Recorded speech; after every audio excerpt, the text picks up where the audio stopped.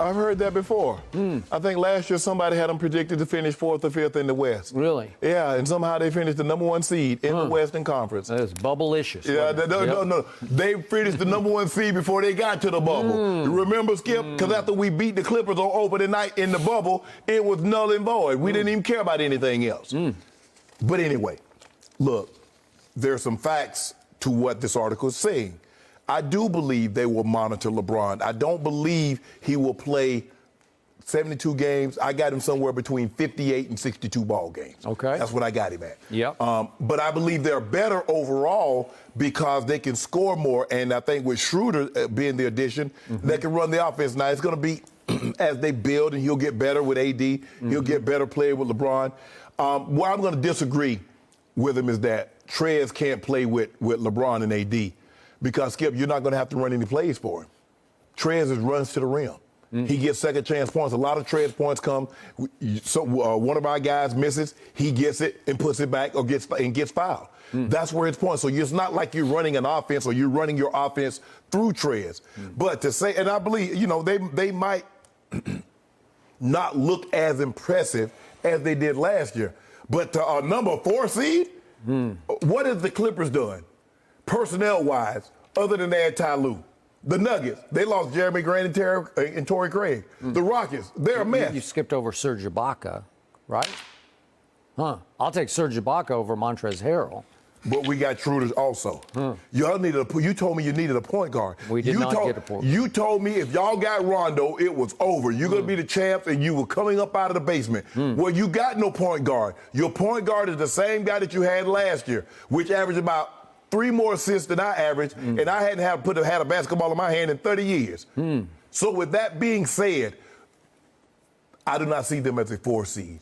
I still see them as the team to beat in the Western Conference, and GOAT James will be as great as ever, and Baby GOAT, that's why I'm predicting he'll probably win the MVP because he's going to shoulder more of the scoring load, especially when GOAT James is out. So 28 for AD, 28, 9, and 2. Okay. So I want to remind everyone that the architect of this piece, the writer of this piece, is John Hollinger, who is regarded as the ultimate analytical guru in this league and once worked for the Memphis Grizzlies as the brains of their operation for a while. Yeah. So when he speaks, I listen. Yeah, okay. And he spoke loudly on this, and he made a lot of piercing points here. And his first big point is that the chasm between the top 2 Laker players and the 3rd best player is vast. The chasm is vast. That was always the case. What was the chasm between last year? Playoff Rondo. No. But Skip, you talking about playoff Rondo. What was that? What about the regular season? So you can't see. That's what everybody always does. That's what the Clippers did. They're going to go straight to the playoffs. What about the regular season? The chasm is just as there. Okay. So he's not real bullish. He loves Schroeder, and that as the sort of the catalyst of the second unit. That works for him. But he, to quote him, I'm less bullish on the Montrezl Harrell signing.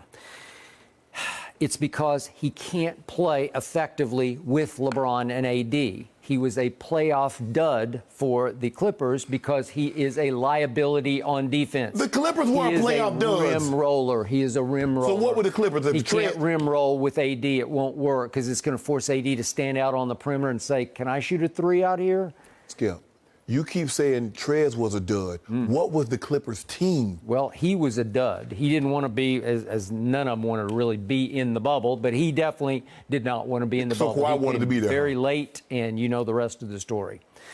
So he's saying this year's Lakers, he says, he's stressing, I give them a really good chance of repeating, but I just don't think this team is set up to win a bunch of regular season games. And he makes the point that their point differential last year was the point differential of a team that won 4 fewer games than they won, right? They won 5 fewer games because he had them as 48 and 23 off their point differential, right? So hold on. He had them winning 53 games last year in an 82-game schedule. They won 53 games in a what kind of schedule? And so I'm supposed to take what he says to the bank now? Okay. And then he makes this point. It's a powerful point. LeBron James went all out in the regular season last year and was helped by the break before the bubble. Well, it was the greatest break of his career. He got to revitalize, refresh, heal up, for the playoff run in the bubble. He was the only one, huh? Well, no, but he's the one who was in his 17th year. So let me ask you a question. So if LeBron James gets that break, he doesn't win the finals, then what are they saying? Well, he got the break. No, No, exactly. But Kawhi got a break. Kawhi had surgery on his knees. Paul George had surgery on his both shoulders. Giannis had just gotten injured. So what did that do for them? Don't try to minimize what Gold James did. 17th year, and you got that break? I couldn't tell. Thank you, gods. Thank you. So what about the other guys that were injured in the 8th and 9th year? So he believes that LeBron will load management this year, and LeBron said last year, load management is not my style. LeBron doesn't load manage. He went third person and said, well, this year he thinks that Hollinger thinks he will load manage all year. Skip. So that's going to hurt some. Skip, exactly. It hurts the MVP. But Skip, you're talking about load management in an 82-game season where everything is normal. Nothing is normal now. We're in a pandemic, 72 games in a condensed season. Okay. So, of course, he's going to load management. And you're 18 at 36 years of age. So here's Hollinger's touche point. He said, yes, the Clippers do the same thing, load managed with the Kawhi, but the Lakers' rivals have a much deeper team than the Lakers do. I couldn't John tell. Hollinger. Really? Interesting. Really? Much deeper team. Really? The Lakers' depth, says John Hollinger, the pieces just aren't that good. They went all in on an old Gasol. You like that? I told you he's glacially slow. Everybody said the same thing last year. John Hollinger wrote the same thing last year. The Clippers bench is deeper than the Lakers, and that's not. So I just want to know.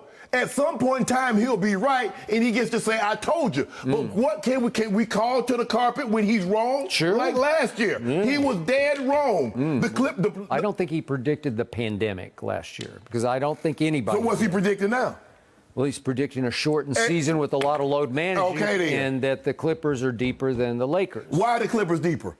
No JaMychal Green. Look at the guys that they lost. Wait a second. Look at the guys you lost. Rondo, Dwight Howard, Danny Green. Whew. You want to talk about experience? You want to talk about edge? But you told me Danny Green came and go. When I was hyping Danny Green, you was like, okay, just when you least expect it. Okay, but I told you, but he will also electrify you when you least expect it. And he played for San Antonio, and they won championships. He went to Toronto championship, LA championship. He knows how to play. THT on TNT. I can't wait for the promos. He's done what? And I know what you've been seeing. You don't know the other guy? Cool. The last playoff game I saw THT play in, he was an Iowa State Cyclone, and he was playing against Ohio State, which was an 11 seed against his team's 6 seed. He scored a total of 2 points in that game, and they got upset. Did you see him against the Rockets? 2 points. Did you see him against the Rockets in the bubble? Preseason. Okay, what about Kuz? Tell me Kuz. If the Kuz that we're seeing right now, is anything like this in the regular season, we peachy. Has he ever been? Yeah, he about to be. He about to be.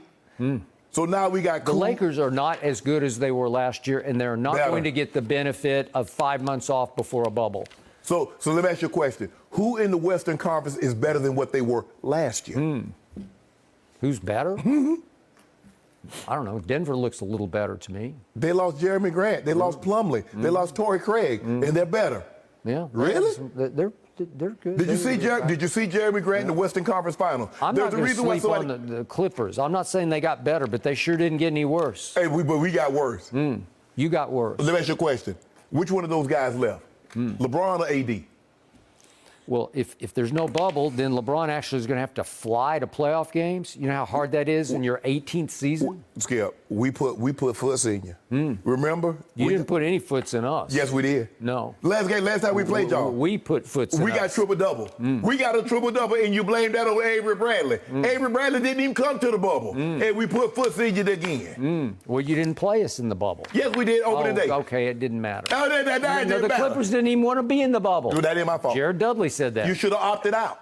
You could have opted out. They tried to opt out. We did. We put you out. The Nuggets put you out.